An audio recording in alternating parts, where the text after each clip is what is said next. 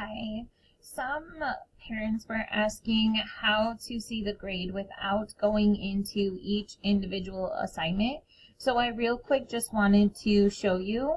If you go to this hamburger button over on the left where it says main menu, and then click to do, up here on the top it'll say assigned, missing, and done. If you click the missing work, it'll show you what you're missing.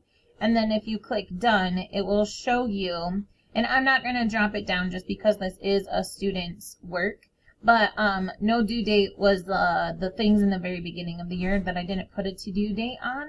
But if you have anything that was done this week that is graded, if you drop down this arrow, it'll show you the grade without you having to turn it in. It'll say like 100 out of 100, or 50 out of 100, or 0 out of 100. Those are the three grades that I'll give.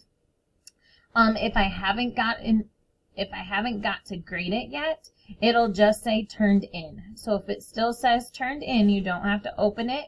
It just doesn't have a grade yet, but the grade will be right in this area underneath where it says like 120. If I drop this down, it'll be right here. So I just wanted to show you where to find the grade without having to go into each individual assignment. I hope this helps. Let me know if you have any more questions though.